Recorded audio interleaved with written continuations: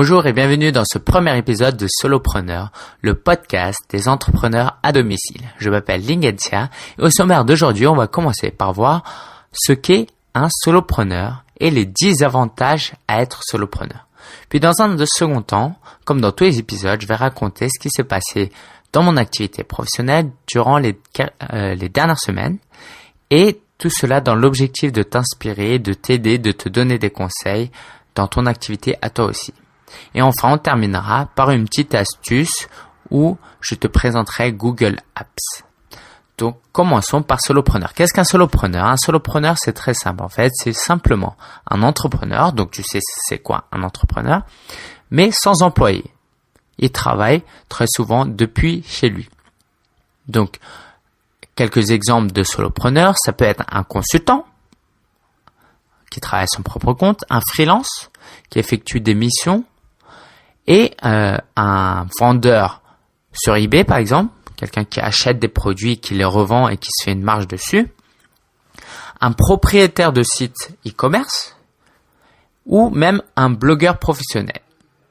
Donc tout ça, c'est des exemples de solopreneurs, de personnes qui n'ont pas d'autres chefs que eux-mêmes. C'est eux qui contrôlent leur activité professionnelle et ils le font sans employé. Ils sont seuls à travailler. En anglais, on utilise le terme de SOHO, de Small Office, Home Office. Voilà. Donc c'est ça un peu l'idée. Donc c'est un terme qui vient des États-Unis et qui, à mon avis, ça va vraiment être une activité qui va prendre de plus en plus d'ampleur. Donc continuons par les 10 avantages à être solopreneur. Le tout premier avantage, c'est que être solopreneur, c'est une structure simple. Aujourd'hui, il y a par exemple le statut de l'auto-entrepreneuriat, où on peut, en plus de son activité professionnelle, travailler et gagner un peu d'argent.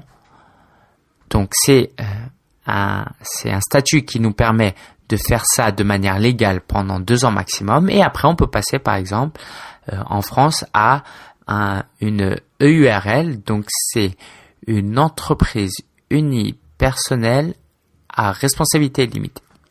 J'en connais pas beaucoup plus à ce niveau-là, donc je vais pas m'attarder dessus, mais voilà, il y a des statuts qui existent pour les entrepreneurs individuels. Deuxième avantage à être solopreneur, c'est l'investissement faible. L'investissement faible, ça veut dire que tout simplement, si toi, tu vas monter une entreprise avec des employés, ça va te coûter un très gros investissement.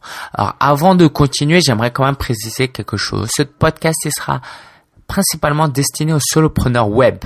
Donc là, ce dont je vais parler, ça consiste à une activité qui se passe sur Internet principalement, qui est donc moins applicable aux entreprises qui sont comme un vendeur de journaux ou un travailleur indépendant.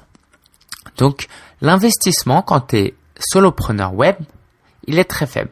Par exemple, si tu crées un site Internet, si tu utilises quelque chose comme WordPress, ça va te coûter, alors hébergement plus nom de domaine, la première année, ça te coûte 30-40 euros. Après, ça te coûte 50-60 euros. Si tu commences à acheter quelques outils, ça va te coûter, 200 euros. Et j'estime qu'à partir de 200 euros, on peut déjà avoir un business on peut avoir la base d'un business. Et bien évidemment, on peut payer plus. Pour moi, la première année, j'ai payé comme un peu plus de 1000 euros parce que j'ai investi dans des formations, tout ça. Mais très franchement, avec 200 euros, on peut commencer son business. Et l'avantage, c'est que par exemple, si toi, tu es chômeur ou tu es salarié avec un SMIC, tu n'as pas beaucoup d'argent. Et donc, un très faible investissement, c'est quelque chose de très attrayant parce que justement, si tu étais un entrepreneur qui voulait ouvrir un restaurant, tu n'aurais jamais les moyens si tu n'as pas cet argent-là. Donc voilà, ça c'est le deuxième avantage du solopreneur, c'est que l'investissement, il est très faible. Le risque aussi est faible. Ça c'est le point suivant. Forcément, quand on paye 200, 300 euros pour son business, si ça marche pas, ben voilà, on n'aura pas risqué grand chose. Si ce n'est d'avoir passé du temps, et encore, c'est quelque chose qui nous servira à l'avenir puisque on aura appris des choses durant cette expérience. Et gardons surtout en tête le rapport entre l'investissement qui est demandé et ce qu'on peut gagner. Moi, par exemple, j'aimerais à la fin 2012 gagner 2-3 000 euros par mois. Et forcément, c'est très attrayant quand on sait le faible investissement que ça m'a demandé. Donc ça, c'est vraiment important de savoir qu'avec très peu d'argent, on peut aujourd'hui gagner beaucoup d'argent. Je ne dis pas que c'est facile, mais c'est possible. Quatrième avantage, c'est qu'on peut satisfaire une passion plus facilement. Par exemple, moi, j'ai commencé par créer un site de vente de montures. J'étais en Chine et les montures de lunettes, ça coûtait très peu cher en Chine. Et je voulais les vendre sur eBay à travers mon propre site en France. Sauf qu'au bout d'un mois, j'ai perdu un peu la passion. J'ai trouvé que je n'avais pas vraiment cette passion, mais je me suis dit non, c'était pas vraiment ce que je voulais faire et puis ça marchait pas vraiment. Donc voilà, j'ai abandonné. Et ça, c'est l'avantage du solopreneur. C'est qu'il peut satisfaire une passion plus facilement parce que aujourd'hui, j'ai pris la décision d'être blogueur professionnel, d'être consultant web marketing. Ce sont des activités que j'aime beaucoup et le fait d'être solopreneur, ça permet vraiment de travailler dans quelque chose qui nous plaît, une passion, parce que justement, on part pas tout de suite dans l'idée que j'ai fait ces études-là, donc je vais faire ça comme activité. Voilà. On peut partir on peut utiliser comme point de départ sa passion. Et aussi, il y a une évolution. Moi, dans 2 ans, 3 ans, peut-être que je vais vouloir faire autre chose. Et ben, le fait d'être solopreneur, ça m'offre une flexibilité pour évoluer dans mon travail, plus ou moins à ma guise. Bien évidemment, on fait pas non plus ce qu'on veut. Et donc ça rejoint le point suivant, c'est la flexibilité. Être solopreneur, ça offre une très grande flexibilité. Par exemple, au moment de la journée où on désire travailler. Moi, par exemple, je peux décider de faire mes courses en après-midi, là où il y a très peu de gens qui font les courses, de faire des tâches administratives le matin, d'aller à la poste le matin. Et ça, c'est très important parce que quand tu as un travail ou quand tu es un entrepreneur et que tu dois être à des heures de bureau dans ta boutique, tu ne peux pas t'offrir cette flexibilité. Et ça, c'est quelque chose que j'apprécie énormément, de pouvoir justement ajuster son temps de travail en fonction de ses prérogatives, j'ai envie de dire. Et ça permet aussi parce que c'est un aspect très important, le loisir.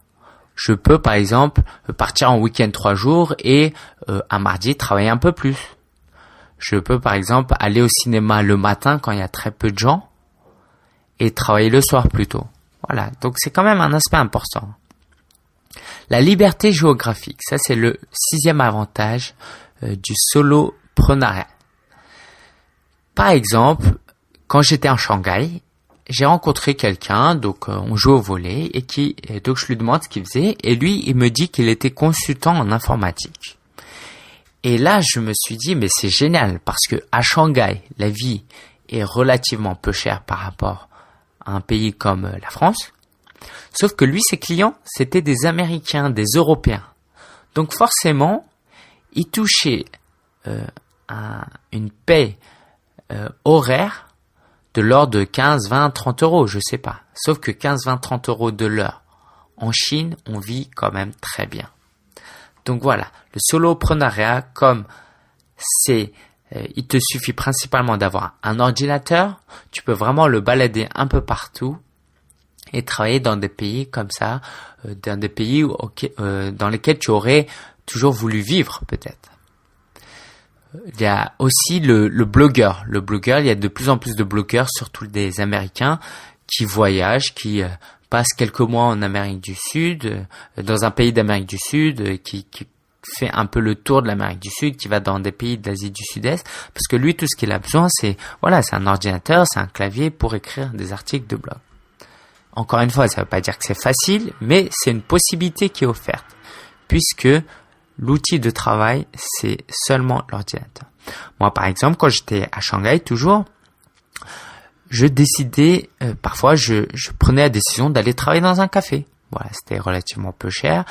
L'ambiance était plutôt agréable et voilà, ça me permettait de profiter un peu de la ville, de l'ambiance qu'offrait cette ville. 7e avantage, on n'a pas de boss. Ça, c'est très important, surtout, ça dépend des personnalités. Moi, par exemple, j'aime pas trop qu'on me donne des ordres, qu'on me dise quoi faire, parce que d'une certaine manière, j'ai l'impression qu'on restreint ma liberté, ma créativité. J'aime faire ce qui, pas seulement qui me plaît, mais ce que je pense le plus bénéfique pour mon business. Et ça, quand tu as un manager, forcément, lui, il va te dire ce que lui pense meilleur et c'est pas toujours vrai. Donc, cette liberté de prendre ses propres décisions, c'est vraiment un style de vie, un luxe, j'ai envie de dire. Parce que pendant des années, on travaillait pour des années, des siècles, on travaillait pour des boss et c'est pas toujours évident. 8e point très important, c'est le confort de la maison. On peut travailler depuis chez soi. Par exemple, si tu as une famille, si tu as des enfants que tu dois garder, tu peux travailler depuis ta chambre ou un bureau que tu aurais aménagé. Et ça, c'est vraiment très important parce que ça t'évite, par exemple, de payer une nourrice. Si ton boulot, si tu gagnes qu'un SMIC, payer une nourrice, ça peut être cher. Payer la crèche, ça peut être cher. Et moi, par exemple, j'ai mon père qui a 86 ans, qui parle pas très bien français. Je peux rester à la maison, m'occuper de lui, plutôt que de le laisser dans une maison de retraite, où il se sentira très mal. Le confort de la maison, c'est aussi l'avantage de ne pas faire des voyages tous les jours. La plupart, moi j'habite à Paris, les Franciliens, ils peuvent passer 1 à 2 heures par jour, rien que dans les transports en commun. Donc ça cumulé dans la semaine, ça peut faire 10 heures. Et c'est du temps, voilà, on peut le dire, c'est du temps perdu. Donc le fait de pouvoir travailler à la maison, voilà, moi je me réveille, je fais ma toilette et en quelques minutes, je suis devant mon bureau et je peux travailler. Donc voilà, beaucoup d'économie de temps. 9e point, c'est qu'on a relativement peu de responsabilités. Alors je m'explique, on a très peu de responsabilités, par exemple, par rapport à des salariés. Puisqu'on n'a pas de salariés, si demain on a envie de changer de business, on a envie de déménager, on a envie de bouger, on ne met pas en péril la vie d'autres personnes, les revenus d'autres personnes. Par exemple, on va pas se retrouver dans une situation où on peut pas payer ses salariés, où on doit les licencier au pire. Et ça peut être un problème très important parce que la peur du licenciement, aussi on va avoir peur de recruter. Donc c'est plein de complications liées au fait d'avoir des employés qu'on n'a pas en travaillant seul à son propre compte. 10e et dernier point, c'est la faible expérience dont on a besoin pour être solopreneur. Quand on postule un travail, on envoie des CV, des lettres de motivation, on dépend très souvent du service de ressources humaines. Parfois, on nous rappelle même pas parce que notre CV, il est mal formulé, on a fait une faute de frappe, une faute d'orthographe et puis c'est fini. Alors que peut-être qu'on avait les compétences. On passe un entretien de motivation, peut-être qu'on est vraiment compétent, c'est admis par le manager, mais il y a quelqu'un qui est encore plus compétent que nous qui va obtenir le job. Ça, c'est quand même problématique parce que ça restreint vachement cette liberté de exercer un travail qu'on aime. j'ai vu sur Internet qu'il y avait des personnes qui travaillaient, qui faisaient du télétravail. Par exemple, des femmes qui sont pas très, qui n'ont pas accédé à des grandes études et qui font qui exercent un métier de secrétaire à distance. Ils font du télétravail. Et donc, l'intérêt, c'est de facturer ces prestations à un taux horaire bien évidemment plus élevé qu'une secrétaire dans un bureau. Et la faible expérience, par exemple, je ne vais pas m'attarder sur ça aujourd'hui, mais en tant que blogueur, on a parfois des expertises qui ne sont pas, dont on ne donne pas de valeur dans le monde de l'entreprise. Toi, si par exemple tu sais faire du tricot, ça va pas en profiter. Voilà, il y a très peu d'entreprises qui vont te recruter pour tes talents. Mais sur Internet, tu peux vendre par exemple des pulls que tu as fait toi-même à la main. Tu peux par exemple créer des formations, vendre des livres électroniques, des formations vidéo. Et ça paraît extrême comme exemple, mais ça existe vraiment. Ça existe vraiment. Et encore une fois, pour exercer ce genre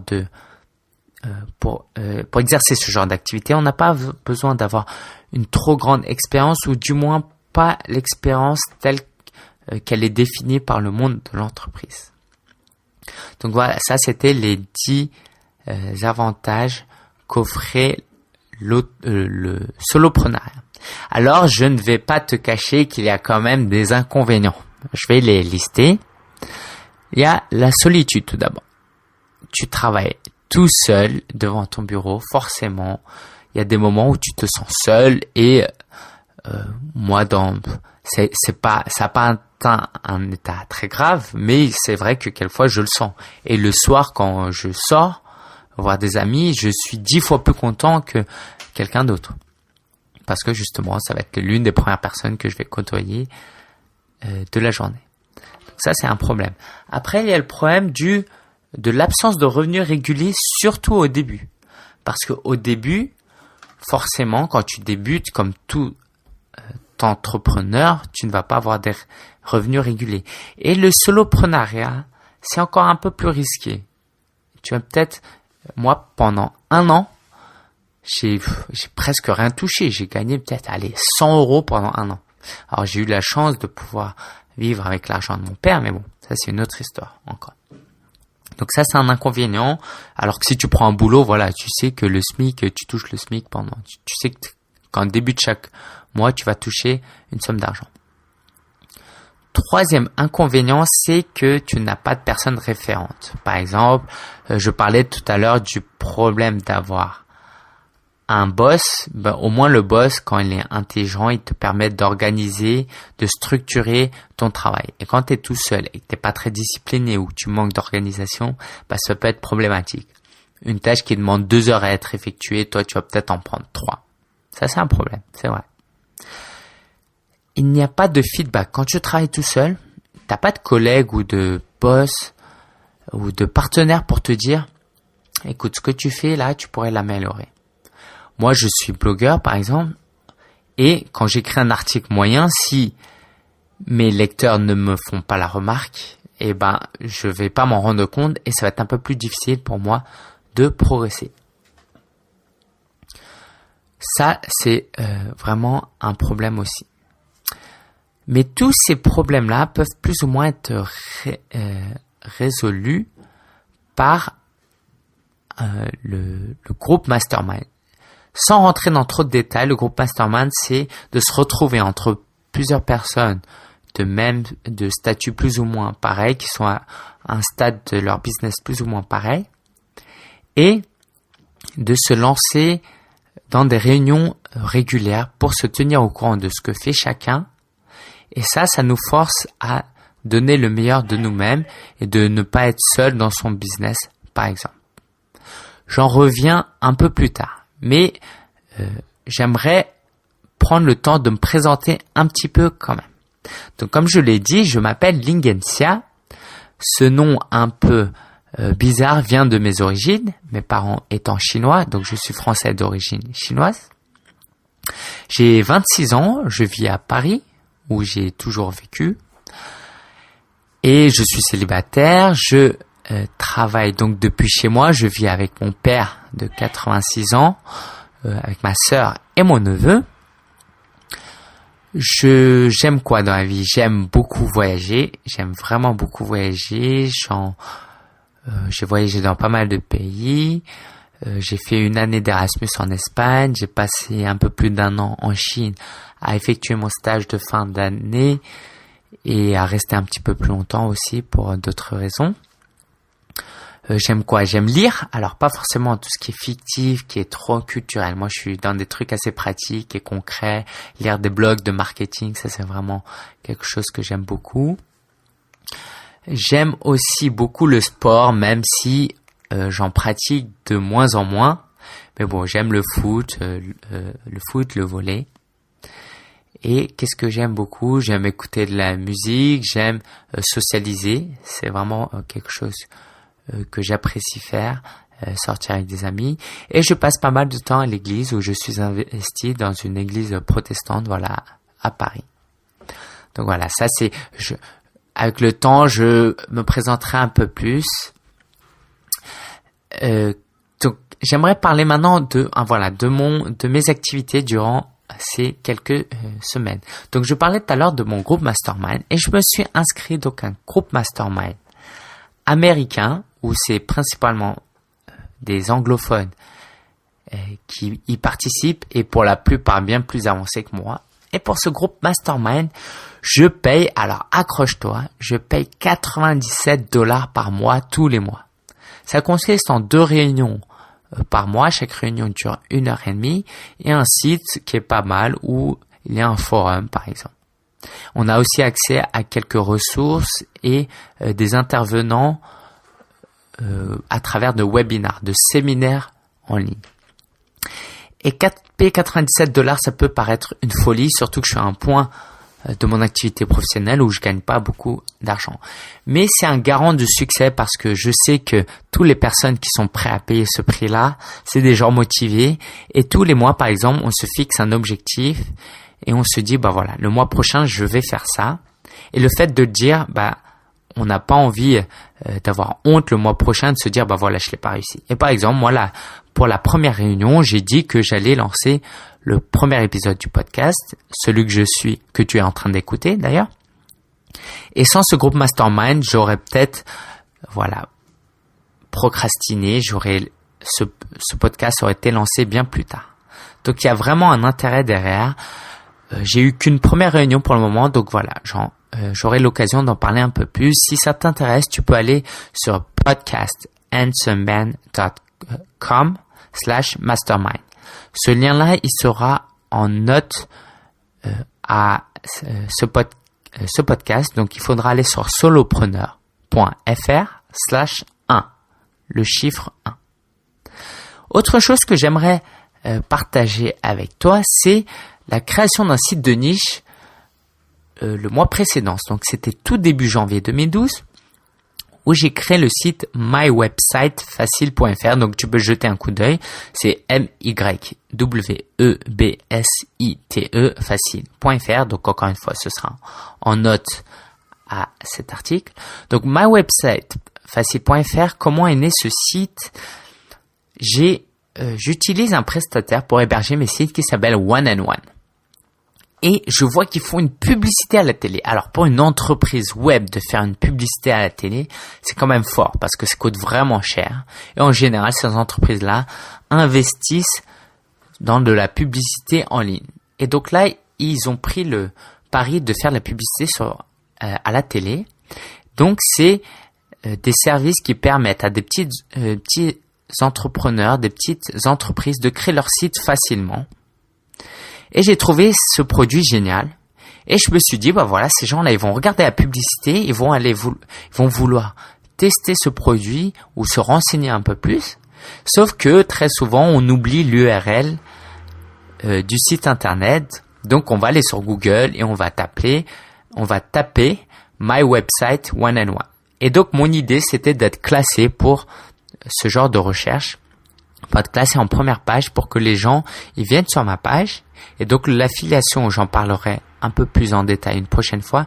L'idée c'est que quand ils cliquent sur mes liens où je présente ce service-là et qu'après quand ils achètent, je touche une commission. D'ailleurs, j'ai touché ma première commission de 60 € au bout de 40 jours. Ce qui est vraiment pas mal parce que j'ai passé très peu d'heures sur ce site internet. Et chose aussi très curieuse, c'est que j'ai eu un PageRank de 3. Le PageRank, pour aller vite, c'est un score que Google donne entre 0 et 10 pour évaluer la qualité de ce site en termes de référencement sur Internet. Et donc, j'ai eu un PageRank de 3 et c'est très étonnant parce que un PageRank 3, quand le site est tout nouveau, alors c'est vrai que j'ai mis quelques liens vers ce site-là d'autres blogs dont le PageRank était aussi de 3 et de 2, mais quand même, de me retrouver avec un PageRank de 3, c'est vraiment très étonnant et ça me fait douter un peu sur la pertinence vraiment de cet indicateur. Très curieux, donc tu peux aller sur le site et pour vérifier si toi-même tu as déjà un site internet, si tu veux vérifier ton PageRank, il y a des extensions au navigateur, mais pour faire simple, tu peux aller sur un site internet qui s'appelle prchecker.info, donc ça s'écrit prchecker.info. Ce sera une fois de plus en note de podcast. Donc voilà, ça c'est des points que je voulais partager avec toi, ce que j'ai vécu durant ces dernières semaines. Et voilà, j'espère que le groupe Mastermind, les sites de niche, tout ça, ça va te faire réfléchir un petit peu. À la fin de chaque podcast, donc comme tu as compris, ce sera structuré de cette manière. Je ferai un dossier. Dans un deuxième temps, je parlerai un peu de mon activité. Et à la fin de chaque podcast, à la fin de chaque épisode, je vais partager un outil qui est très intéressant et que j'aimerais partager. Et aujourd'hui, j'aimerais parler de Google Apps. Google Apps, en gros, c'est comme un compte Google, un compte Gmail, sauf que c'est pour les professionnels. Et il y a un Google Apps qui est gratuit. Il faut vraiment aller le chercher, mais heureusement pour toi, j'ai mis le lien dans l'article, donc tu pourras le vérifier. Donc Google Apps, ça va te permettre de faire quoi? Tu as un site internet qui s'appelle par exemple à l'URL abc.com. Tu vas pouvoir créer un email de la forme contact@abc.com. Donc c'est gratuit évidemment et que tu vas pouvoir gérer à partir d'une interface Google. Donc, si tu es déjà familier, ça va être très sympa. Parce que très souvent, les prestataires n'offrent pas vraiment des webmails très accessibles, très agréables à utiliser avec très peu de fonctions.